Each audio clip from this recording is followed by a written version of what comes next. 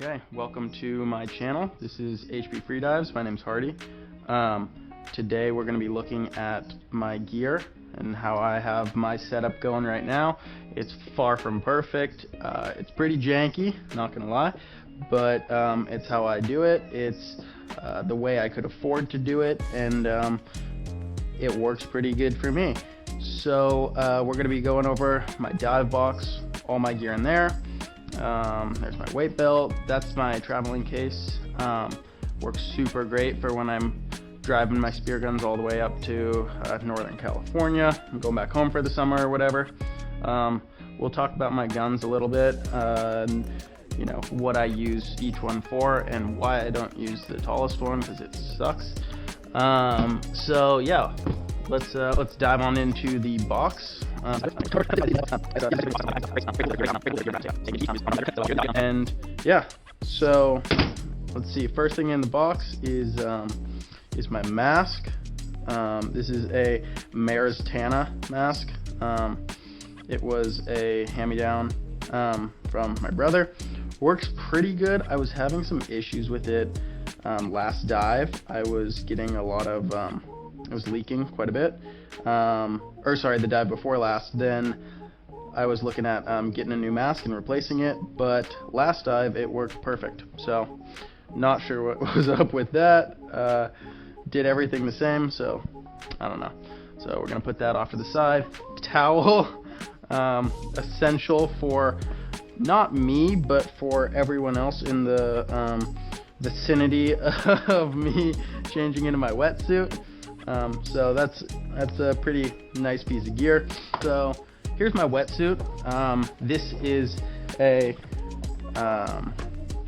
Rife open cell 7mm, which is way too thick for San Diego, which is where I'm currently going to school and diving. It's the Farmer John, which I really like. This wetsuit, I mean, it's a great wetsuit. I've been very happy with it diving up in Northern California, where the water's like 50 degrees max. It's actually more like 55, but this wetsuit, I've never been cold in it. I've been too warm in it for sure, which sucks, but I can't really justify at this time in my life buying a new wetsuit, just for the sake of being a little too warm. It's like the Digi Camo, what do they call it? They call it the Tech Camo. I can't really speak on how camo it is, as far as from the fish's perspective. That being said, a couple dives ago, I was laying down on a rock with my gun out, checking out a school of, they were just perch, but there was another diver who I had not seen him working his way towards where me and my roommate were diving, and I was laying on the rock and looking at a fish, and he shot straight through the fish and almost into me, which was something that I hope to never experience again. But he said he couldn't see me, so hopefully that means the fish can't either.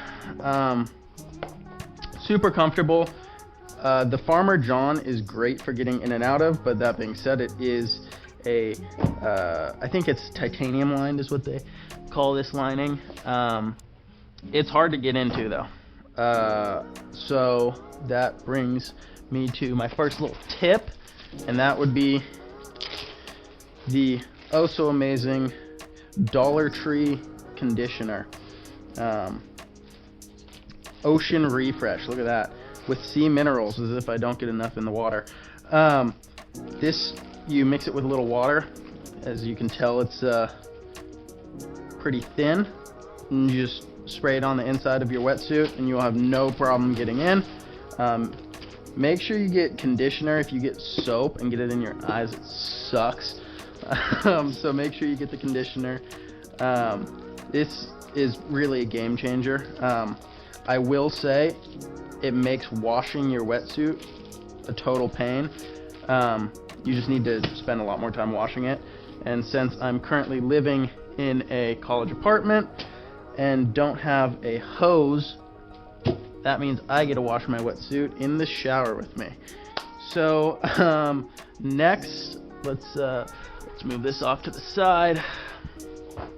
Next, let's go booties. These are just like Aqualung, yeah, 6.5 mil. They're great for walking to the dive spot. They are not so great for the actual diving. I need these because of my current fin setup, which is also not ideal. Yeah, these are okay. Good traction for climbing around on the rocks and stuff. But yeah, they're okay. So why I have those and not the actual booties I want is because I don't have the fins that I want. These are Cressy Reactions, rear entry. They're not great.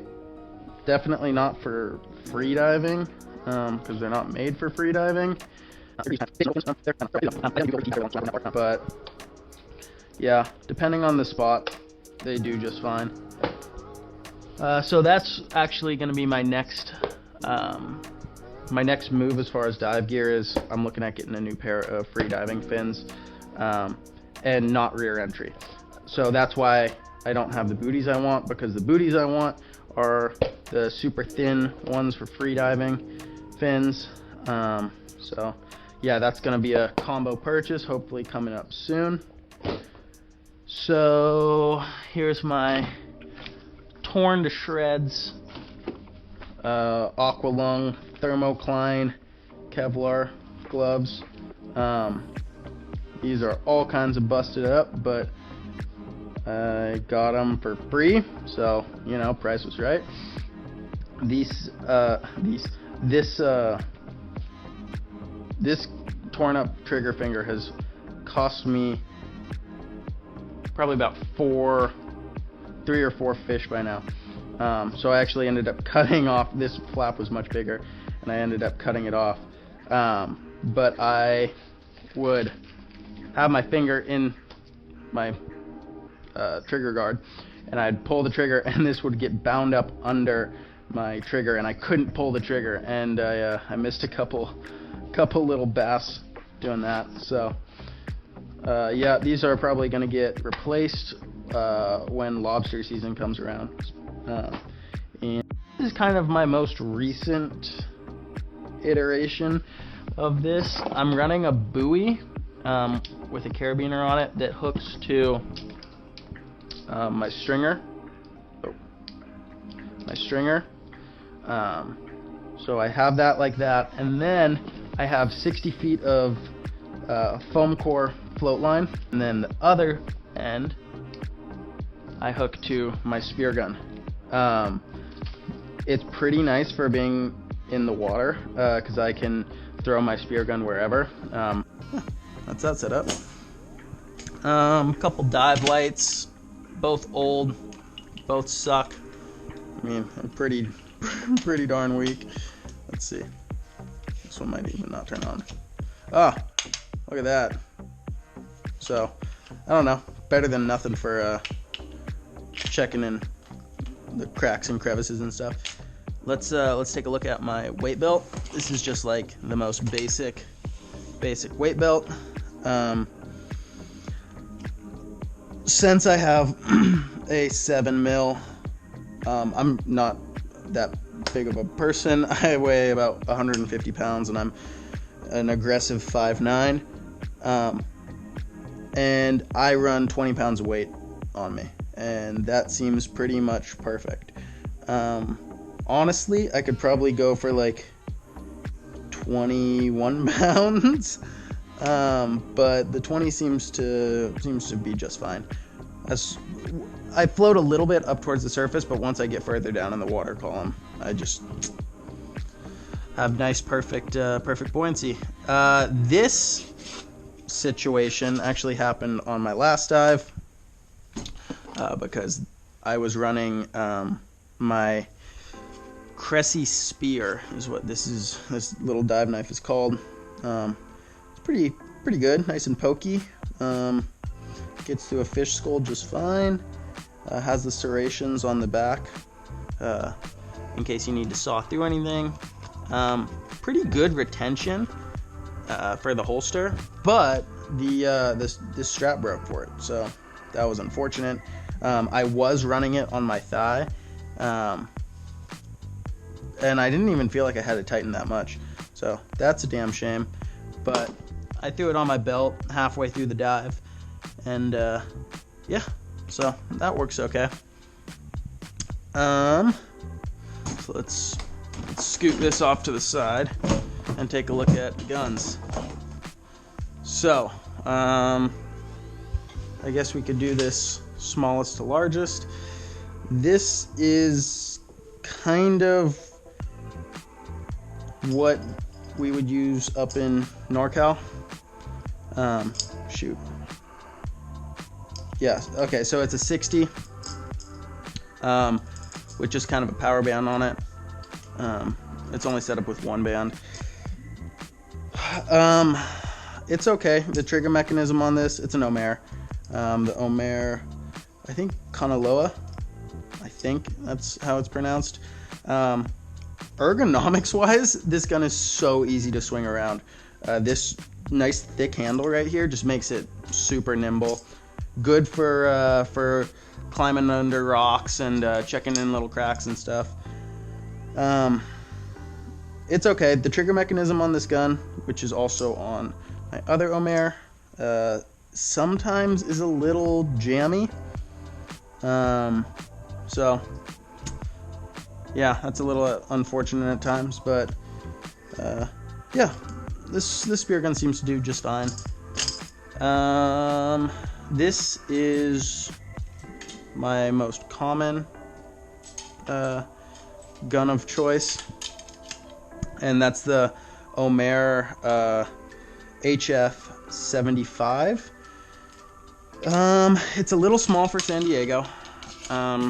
You know, I'm definitely not going blue water with this, but I've found it's kind of a good balance for most of the spearfishing I do, which is since I don't have a boat and I'm in college and can't really be doing charters and stuff or renting boats.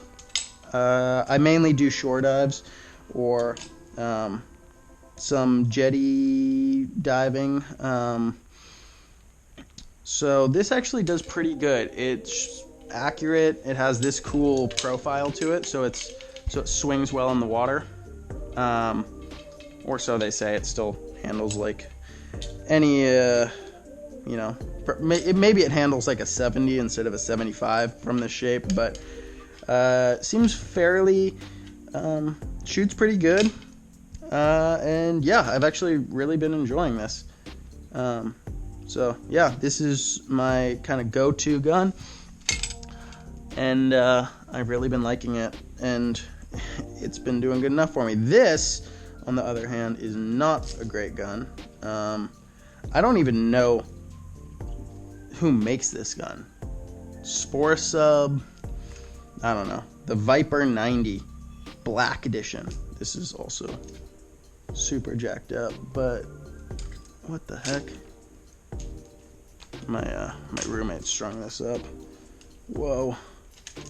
This is the gun that I typically have other people run just because I don't really care too much about it.